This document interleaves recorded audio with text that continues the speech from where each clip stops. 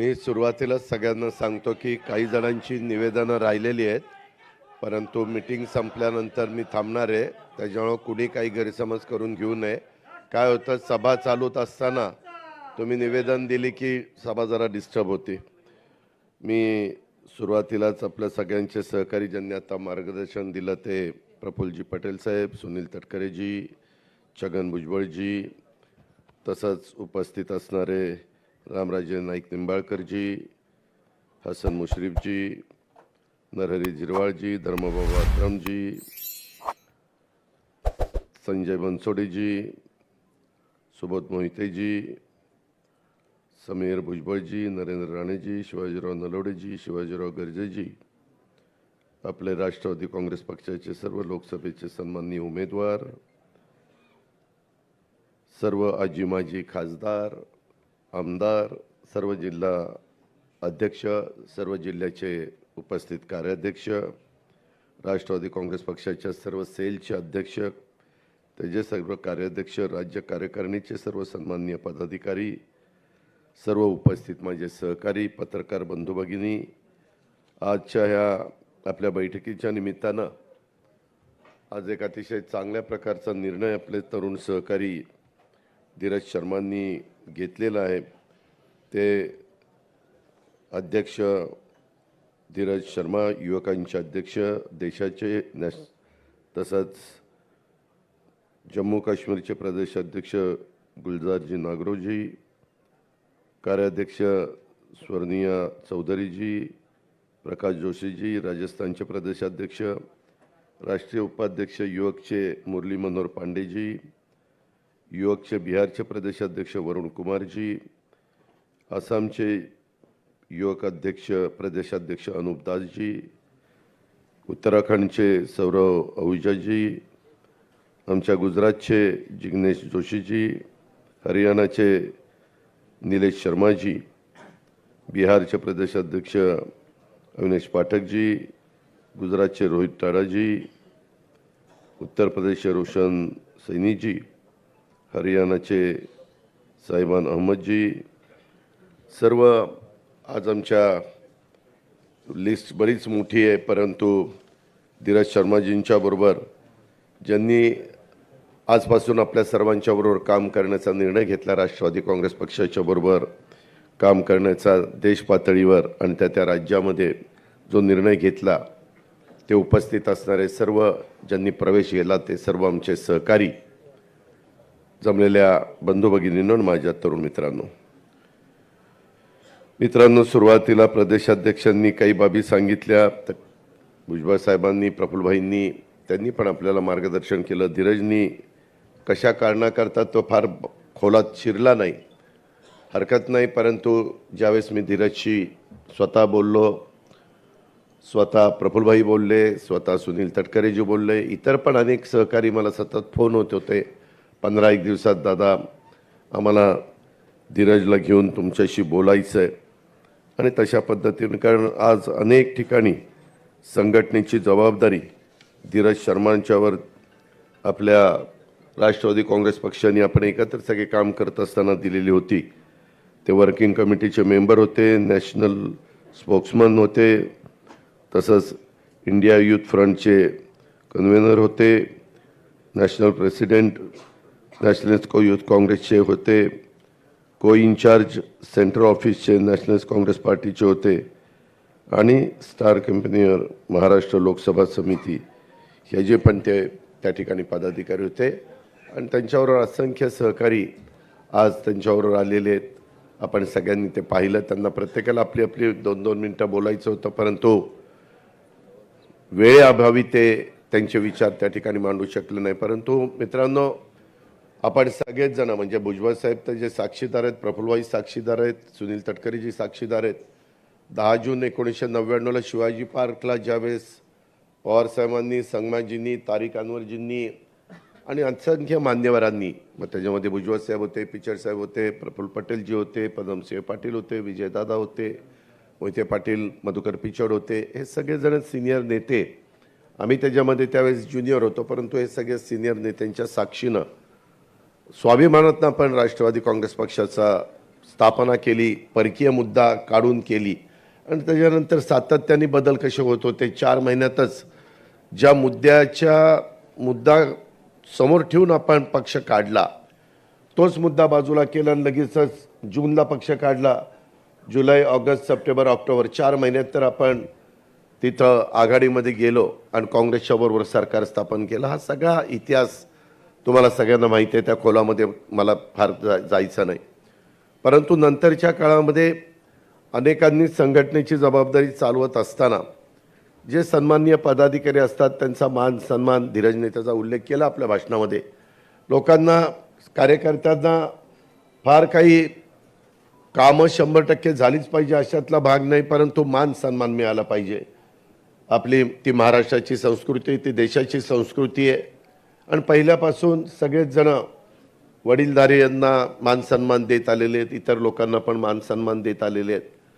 परंतु जो आपण मधल्या काळामध्ये 2 जुलैला निर्णय घेतला, त्याच्या आधीच्या काळात काही जणांचं महत्त्व पक्षामध्ये वाढलं आणि ते वाढल्यानंतर कसं आपण सगळ्यांशी बोललं पाहिजे, वागलं पाहिजे, कसं सगळ्यांना सामावून घेतलं पाहिजे, कसं कुणाला अलीकडं म्हणजे घरातला कामवाला गडी असला किंवा घरकाम करणारी बाई असली आणि तिला जरा मालकिनीनं किंवा घरातल्या प्रमुखांनी काही बोललं की ती म्हणते चल हिशोब कर आणि पैसे घे आणि चल मला सोड. म्हणजे एवढे अलीकडची परिस्थिती आहे. म्हणजे कधी कोण कुणाला सोडून जाईल सांगता येत नाही.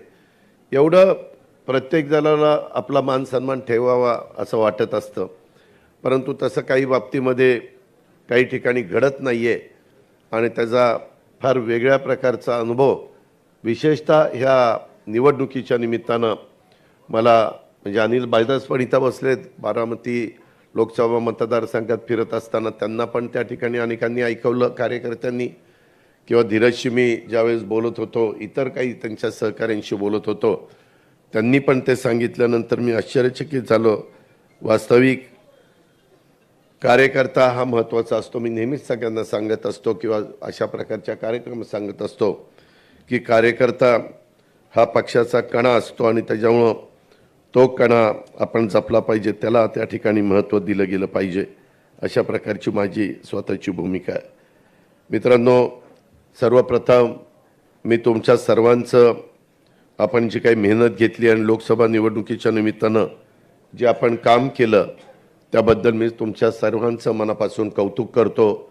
आजच्या बैठकीच्या निमित्तानं मोठ्या संख्येने आपण आलात त्याबद्दल आपलं मनापासून स्वागत देखील करतो. थोडीशी गैरसोय झाली, सगळ्यांना बसायला जागा मिळाली नाही, अनेक जण उभे आहेत आणि त्यांना बसायला खुर्ची देखील तिथं देता आली नाही, ही थोडीशी गैरसोय, परंतु त्याची नोंद निश्चितपणे संघटनेकडनं, पक्षाकडनं घेतली जाईल आणि पुढच्या वेळेस त्याची दुरुस्ती देखील केली जाईल, हे सुरुवातीलाच मी आपल्या सगळ्यांच्या लक्षामध्ये आणून देतो.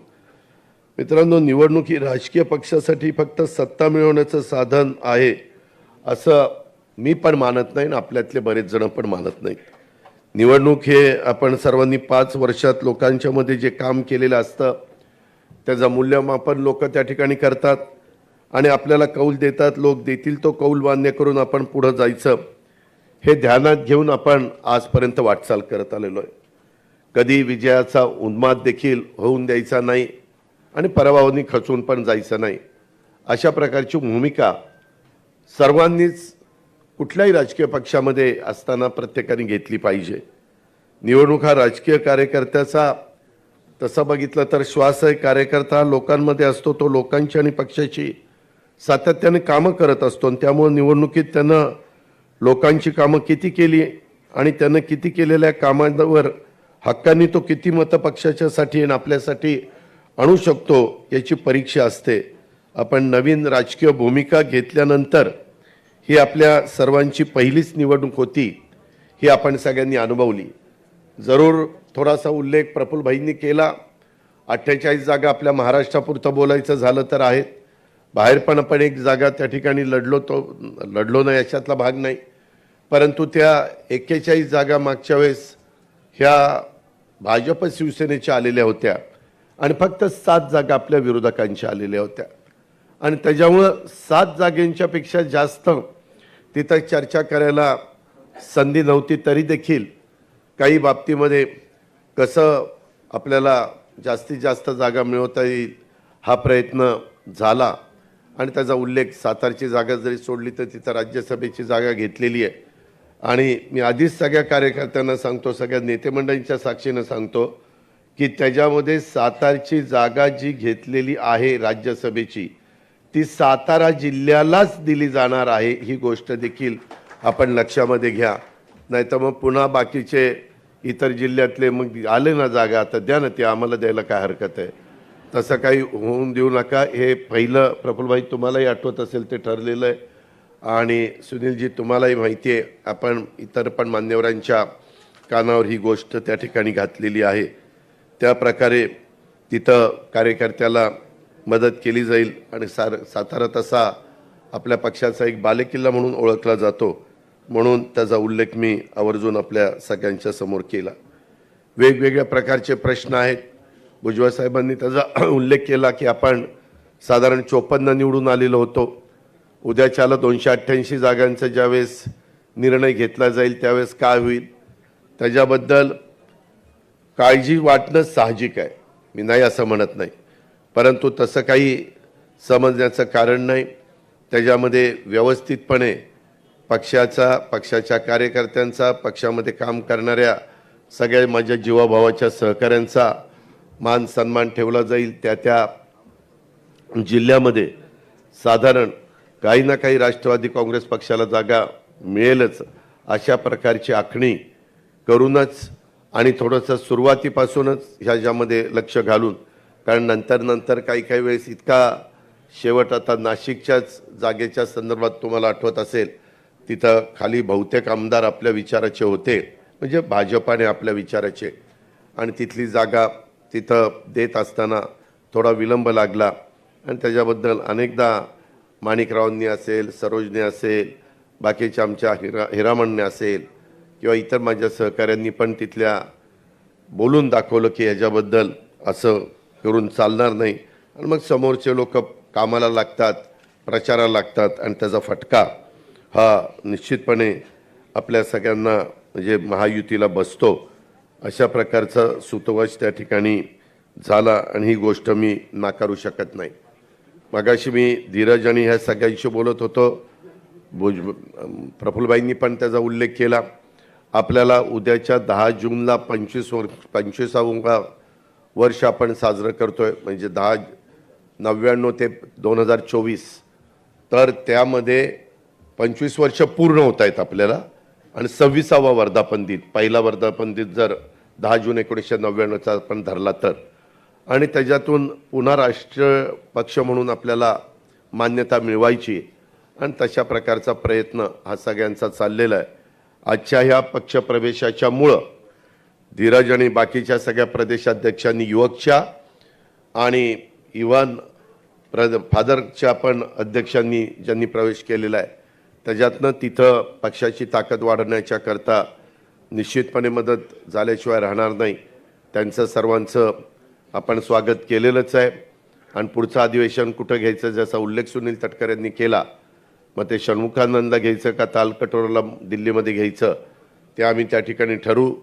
10 जूनलाच होईल असं सांगता येत नाही, कारण 10 जूनला जर काही वेगळं दिल्लीमध्ये त्या दिवशी घडलं तर 2 दिवस पुढं पण ते जाण्याची शक्यता नाकारता येत नाही. 2-3 दिवस ह्याची पण कृपा करून कार्यकर्त्यांनी नोंद घ्यावी.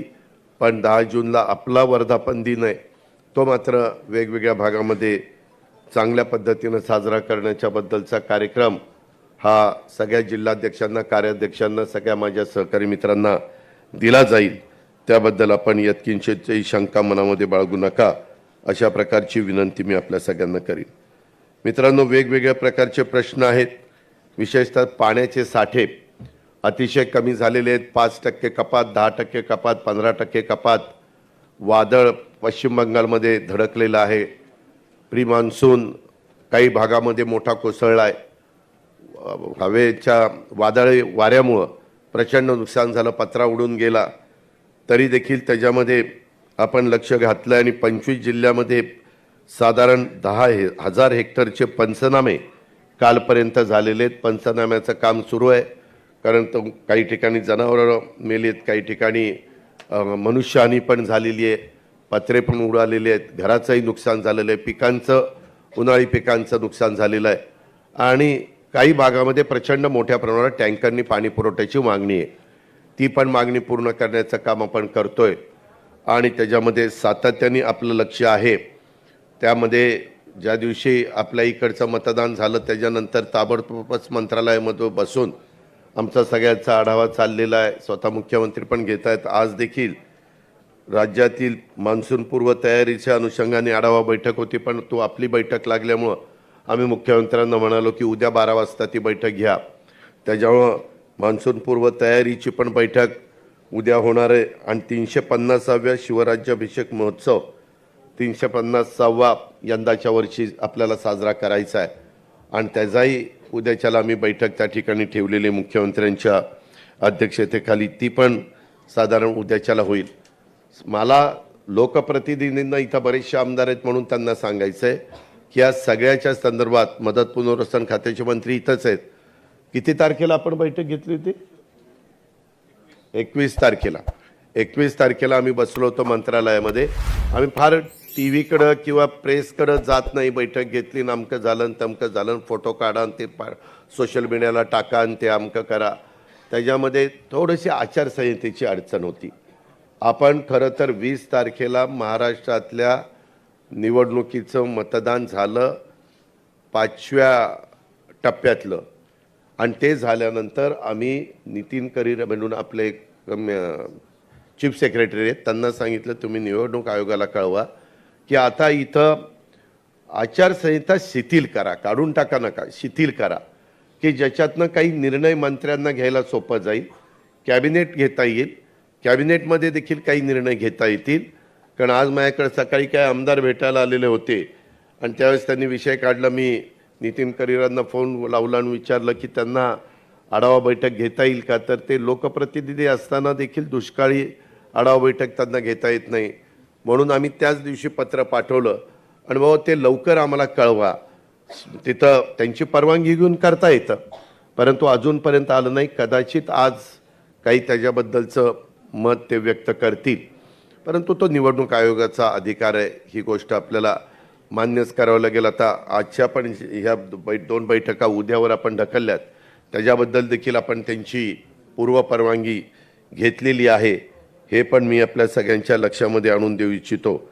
आणि त्याच्यामुळं ह्या दुष्काळाच्या बद्दलचा पिण्याचा पाण्याचा प्रश्न, अवकाळी पाऊस, वादळी वारं, हे सगळं जे काही झालेलं आहे त्याच्या संदर्भामध्ये कुठंही काही अपघात, वेगवेगळ्या प्रकारचे, पुण्यामध्ये झालेली घटना, जळगावमध्ये झालेली घटना, नागपूरमध्ये झालेली घटना, डोंबिवलीचा झालेला स्फोट, त्याच्यामध्ये नाहक काही जणांचा बळी गेला, अनधिकृत होल्डिंगचा अपघात जो झाला त्याच्यामध्ये बऱ्याच ज्यांचा काही संबंध नव्हता अशा निष्पाप लोकांना स्वतःचा जीव गमवावा लागला.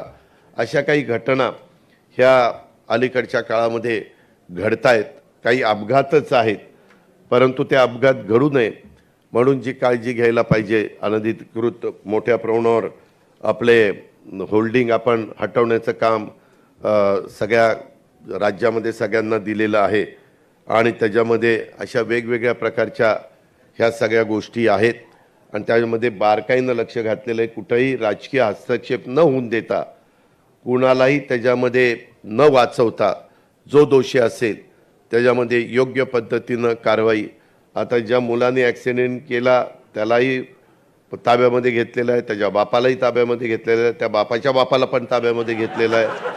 म्हणजे सांगायचं तात्पर्य 3 जणांना ताब्यामध्ये घेतलेलं आहे आणि त्यांचा सगळं जे काही चौकशी आहे ती अतिशय निष्पक्षपणे चौकशी होईल.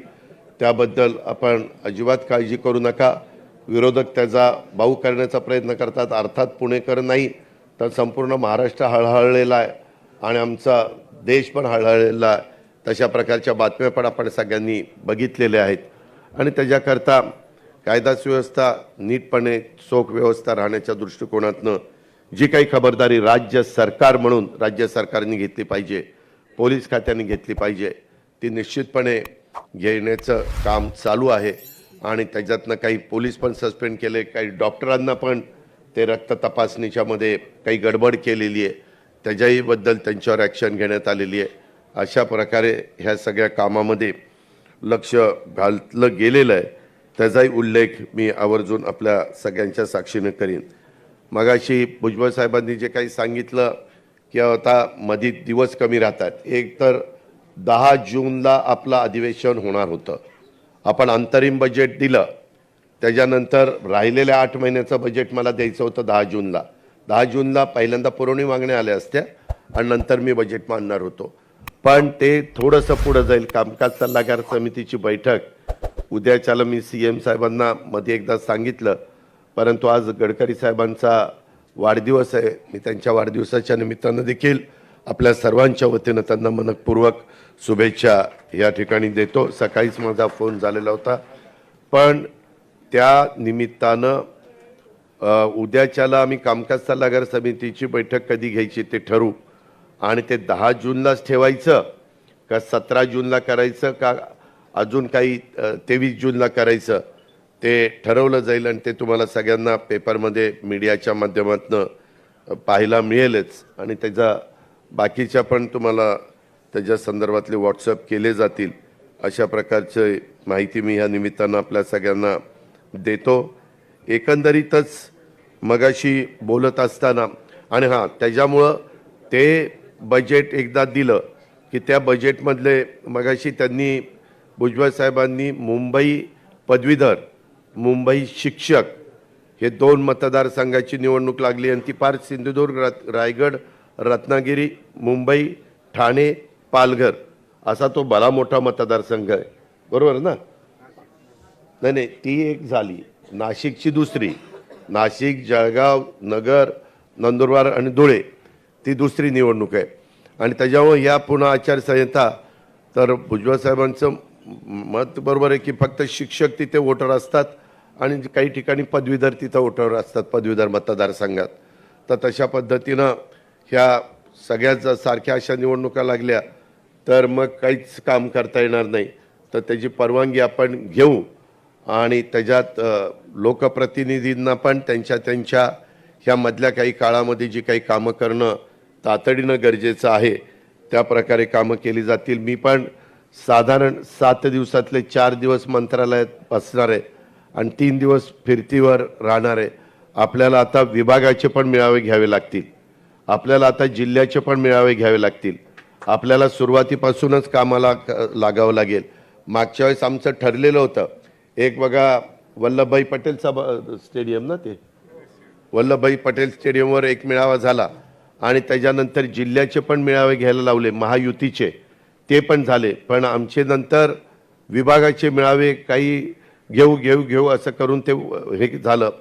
मी उद्याच्याला त्यांना सांगेल की आपण एकत्र घेऊ, परंतु त्यांना जर त्याच्यातनं वेळ नाही मिळाला तर किमान राष्ट्रवादी काँग्रेस पक्षाचे तर आपण त्या ठिकाणी सुरूच करू, कारण काही ठिकाणी पाऊस असतो, कोकणात पाऊस सुरुवातीला येतो, काही ठिकाणी उशिरा येतो.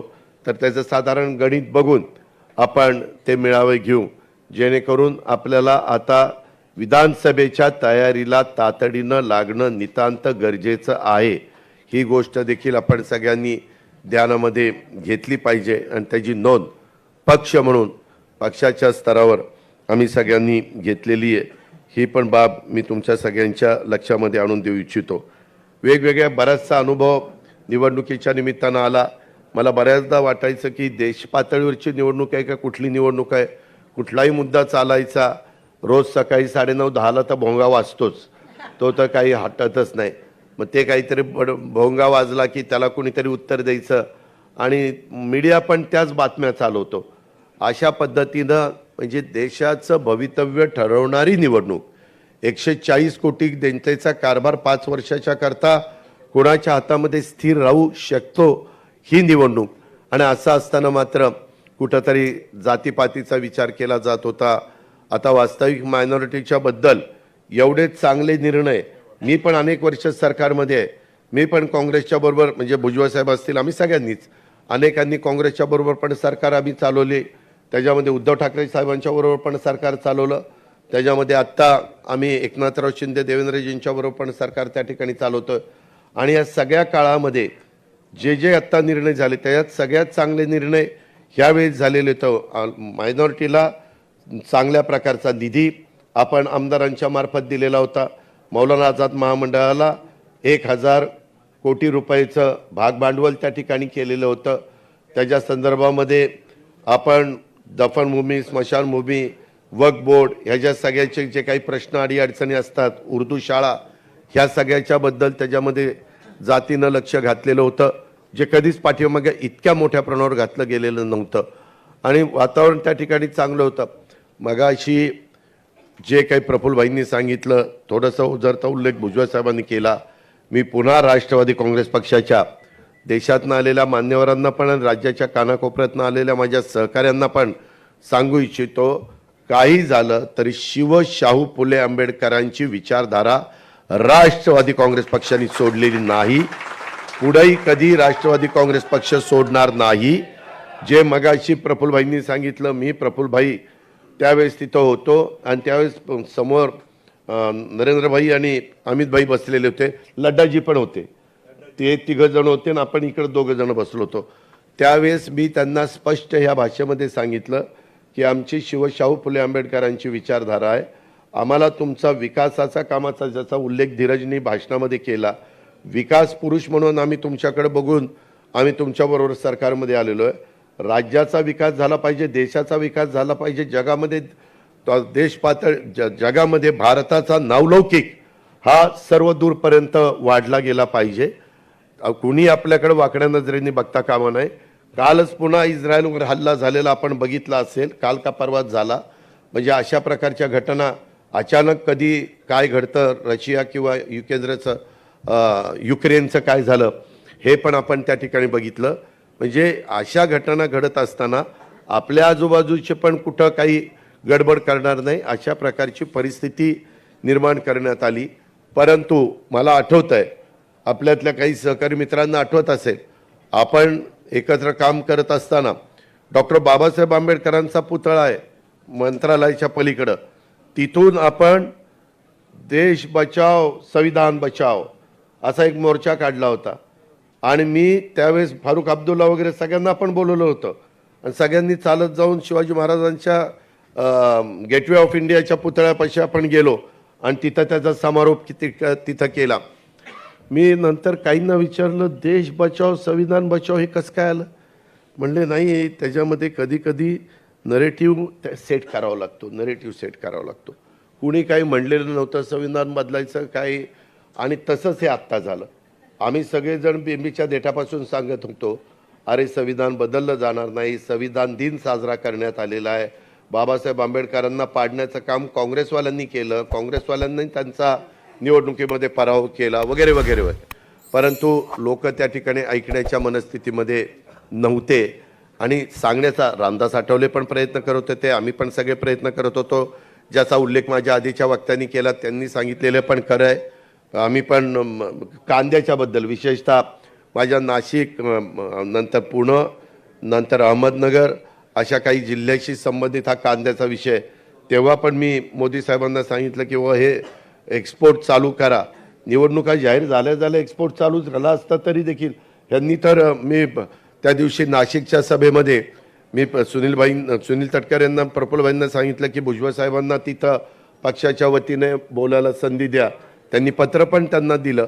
पण त्या एकेका गोष्टीचा उल्लेख काय होतं, 5 वर्ष किती काही काम केलं तर कधी फार लक्षात ठेवता असं नाही. आपल्या इथली शॉर्ट मेमरी जगात कुठं बघायला मिळणार नाही. अशी शॉर्ट मेमरी आपली भारतीयांची आहे, ही फॅक्ट आहे. त्याच्यावर त्या 3-4 महिन्यात काय चालते, 5-6 महिन्यात त्याच्यावरच इलेक्शनचा सगळा बाकीचं हे चालतं. म्हणजे काय होणार काय नाही होणार असं, आणि त्याबद्दल आपण सगळ्यांनी काळजी केली पाहिजे, घेतली पाहिजे. संघटना म्हणून निश्चितपणे आम्ही आमच्या स्तरावर त्या ठिकाणी काळजी घेऊच, ह्याबद्दल तिळमात्र शंका मनामध्ये कुणी बाळगू नका. पण एकंदरीत मला आठवतं आहे, आम्ही ज्यावेळेस एकत्रपणे आपण काम करायचो त्यावेळेस कधी कधी आम्हाला सांगितलं जायचं, जरा शिवसेनेवर टोकाची भूमिका घ्या, शिवसेनेला ठोका, शिवसेनेवर त्या, म्हणजे आपण एकत्र महाविकास आघाडीत असताना मी त्यांना विचारायचो काय, ते म्हणले शिवसेनेला ठोकल्यावर अल्पसंख्याकांना फार समाधान मिळतं, आनंद वाटतो. म्हणजे शिवसेनेला हे विरोध करतात आणि यावेळेस तर अल्पसंख्याक तर शिवसेनेबरोबरच जायला निघाला होता. म्हणजे काय कुठं कसं गणित बदलतं काय ते ब्रह्मदेव आला तरी सांगू शकणार नाही यावेळेस काय होणार आणि काय नाही. त्या माझ्या बीड, जालना आणि परभणी ह्या जिल्ह्यात तर जातीवादावरच इलेक्शन गेलं. मराठे तर म्हणजे काही काही गावामध्ये हेच सुरू झालं. म्हणजे अरे कुठं देश चाललाय, काय चाललंय, जग कुठं चाललंय, आपण कुठल्या अजून जातीपातीमध्ये कुठं अडकून बसतोय.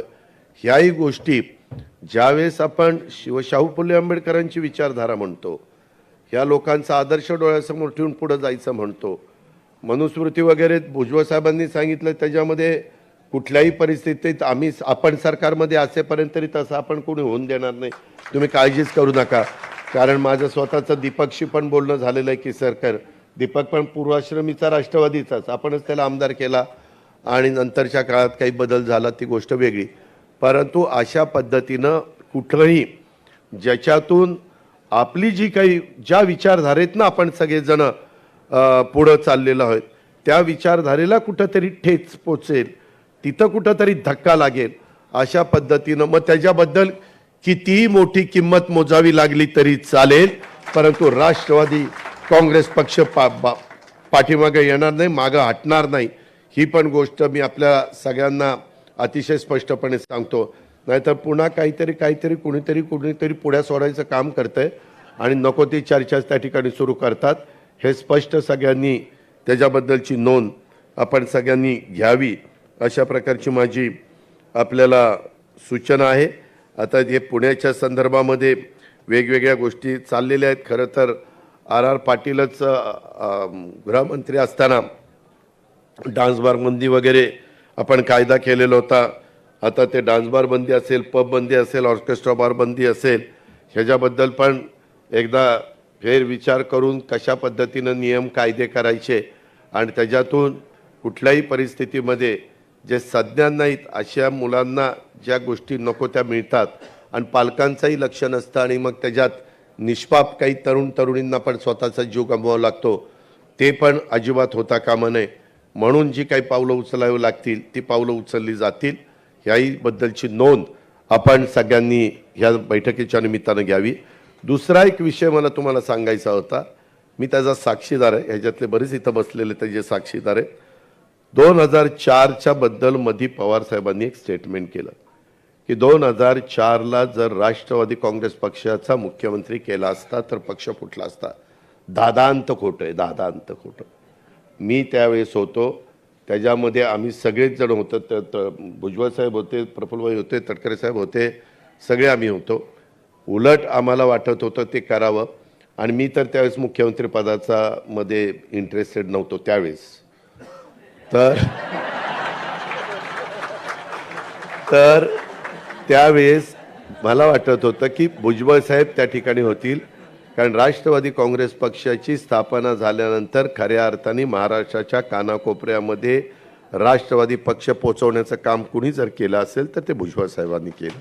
ही गोष्ट कुणीही नाकारू शकत नाही. आम्ही सगळेजण बघत होतो, प्रचंड म्हणजे पहिले अध्यक्ष पण होते आणि त्यांनी कशा पद्धतीनं त्यावेळेस बाळासाहेब ठाकरेंच्या हिंदू हृदय सम्राट सरसेनापती बाळासाहेब ठाकरेंच्याबद्दल बोलणं म्हणजे लोक म्हणायचे अरे बापरे आता ह्याचं काही खरं नाही. परंतु त्यांनी ते किणी प्रकरण आणि काय कोण टी काय मी आता ते काही काढत नाही, परंतु ते सगळं काढलेलं होतं आणि त्याच्यातनं एक वातावरण असं निर्माण झालं. पण एवढं वातावरण निर्माण होऊन देखील आपण 58लाच थांबलो आणि काँग्रेसचं प्रचाराला कुणी नव्हतं तरी ते 75ला गेले आणि तिथली आपली संधी त्या ठिकाणी गेली. पण 2004ला पुन्हा सगळ्यांनी चांगल्या पद्धतीनं कामं केली आणि ती संधी आली. परंतु आता आपले नेते म्हणजे वरिष्ठ नेते जे काही सांगतायत की बाबा असं आहे तसं नाही, त्याच्यामध्ये खरं कारण असं आहे की 91ला काही नवे होते कुठं, पद्मसिंह पाटील तर मला आठवत आहे, प्रफुल्लभाई तुम्हालाही आठवत असेल, ज्यावेळेस 91ला पवार साहेबांना संरक्षण मंत्री म्हणून जाण्याची वेळ आली त्यावेळेस मॅक्झिमम आम्ही आमदार सेवा सदनला बसलो होतो. सेवा सदन हा सगळे सगळे आम्ही होतो. सेवा सदनला मेजॉरिटी तिथं एकत्र काँग्रेस होती आणि सगळ्यांनी पद्मसिंह पाटलांचं नाव दिलं होतं. त्याच्यात सुधाकरराव नाईकांचं नाव कुठं चर्चेला नव्हतं. सुधाकरराव नाईक सिनियर नेते आहेत, त्यांच्याबद्दल आदर आहे, त्यांच्या हाताखाली आम्ही भुजबळ साहेबांनी काम केलं, त्याच्यातनं गैरसमज कोणी करू नका. पण तिथं जाताना पद्मसिंहांना न करता पवारसाहेब शेवटी अंतिम निर्णय घेणारे साहेबांनी तो निर्णय घेतला आणि ते सरकार त्या ठिकाणी बदललं गेलं. आणि नंतर भुजबळ साहेब प्रफुल्ल आपले पद्मसिंह विजयदादा वगैरे त्या सगळ्या मंत्रिमंडळामध्ये राहिले.